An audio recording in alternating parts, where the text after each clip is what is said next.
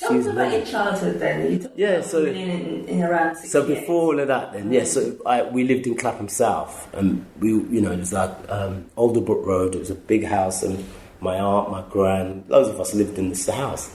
And my aunt Winnie, she was the matriarch. She's the one who she came in the 40s, and she started to send for everybody. She paid for everybody, brought them over. And so she was the kind of, even though her sister was my nan, she was more quiet, my nan. But Aunt Winifred, she used to put on dance, Friday, Saturday, blues, whatever you want to call them. I didn't know at the time that's what it was, but I used to help her with the patties. And I just always remember wanting to be a part of that. We lived there, and her doors were there, and that's where she used to have all of this stuff. So I used to help her. And I remember when the music was playing and stuff, I'd just dance in it. And they said, "Oh, look at you, man." They used to give me money. So I clocked, I must have been about 5 or something. So I clocked that if you dance, you get money. So I used to go to make sure I was there all the time. And the funny thing was, because we just lived literally across, there was a door there. So my mum used to just let me go. And I'd be there till late, dancing, drinking, watching feet mainly, watching women's bottoms. I always remember this big bottom just moving in it. Coming down this up. And I'm like, I like this. So I know that was the taste what I got to be in the industry what I'm in. You know, I know it was that because I always remember dancing and getting like, what would they call it then? 2 and 6. Not halfpenny. I was getting 5. I was getting more than, the shiny one. Sometimes I used to get half a crown. So, I remember that. It was great times because it's, all your family, your cousins. There's always drama. There's a guy who lived next door. I forgot his name, but so if you're in my garden, he used to play guitar. So I used to be intrigued by him. So I used to go to his house, and in his house he just had bare records. And so I used to just listen to records with him. And when Ralph, another guy who lived in, because we were number 3, he was number 4, 2, 3, 4, there was another man called Ralph, who was a friend of my dad's. He had lots of records as well. So I used to always be there listening to tunes. I always remember that. And by the time, so check this now. So we're leaving 68 to come down here. And my aunts and everything, they're all crying like, I thought we were going far. The way they were going, we're leaving the bloody country. And I remember the music was playing in the background, My Sharia More. And I stood on the chair, and I just started singing it, started mimicking. And then they all looked at me and they started crying even more, and they grabbed me and I always remember that as well. And I remember like Stevie Wonder. So that's when I came down here now, like the Jackson 5, the Osmonds, what you're into. When you go to primary school, the girls, David Cassidy, what's the other one? The Scottish crew.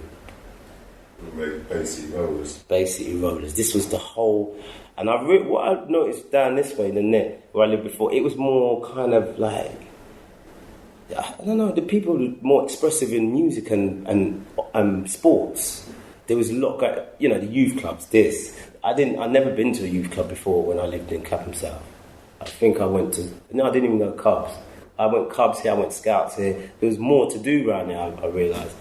So, we would have, there were cassette players where you could record yourself. I'd never seen that before or heard that before. So they used to record.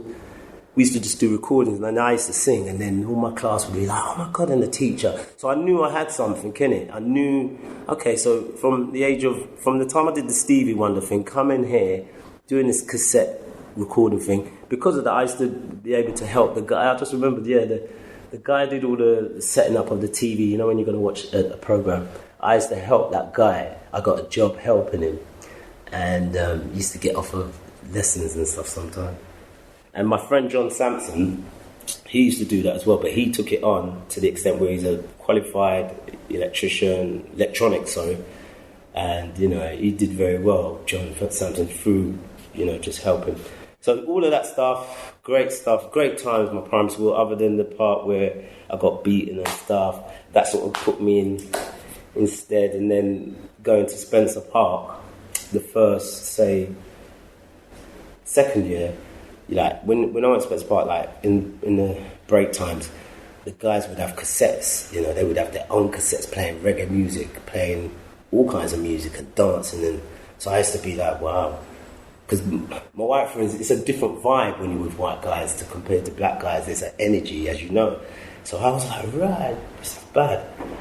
So then that's how I got into some of them. A friend of mine, Paul Donaldson, he could play keyboards, and then another guy could play drums. Well, he didn't have a drum, but he just could bang with the table really well. So they said, let's put a band together. So then we used to go down to this shop called Slip Disc after school. It was a basement reggae shop, and on the top was Reddings, and Reddings sold all pop music, chart music. They even sold instruments in there. And it was, we used to go there after school, go downstairs, listen to the reggae music, dancing in our uniforms and stuff. Frigid, which is drummer, used to bang the wall. I used to sing. And then one day these guys came in there and goes, what, you guys got a band? And we said, yeah.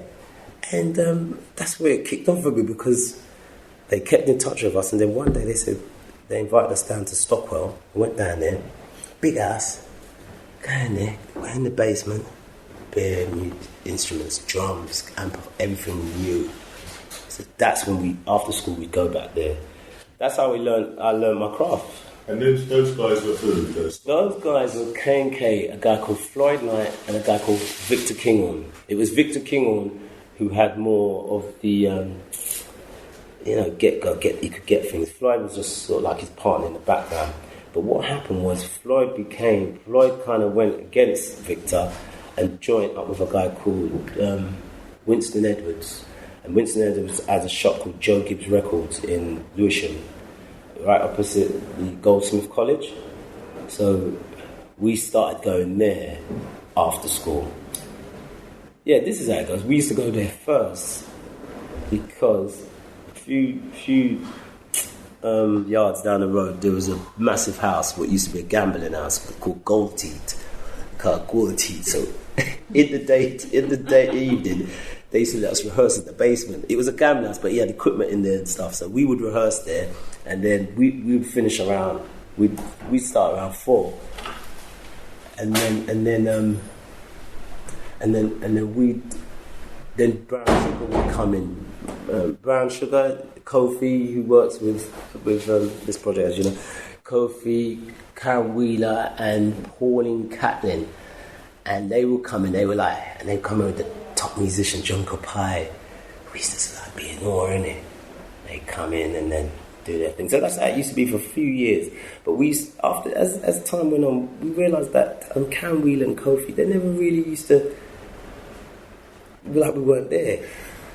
And we were like, and they were so nice, and we just fancied them, and they didn't even want to know, because it's big man that might do. But the only one who used to talk to us was Pauline Catlin. She was more RAS orientated. It was them two more stylists and stuff. But I told Kofi that actually. She was eating her food, and I told her she nearly fucking choked. Because I told her we used to have a name for her.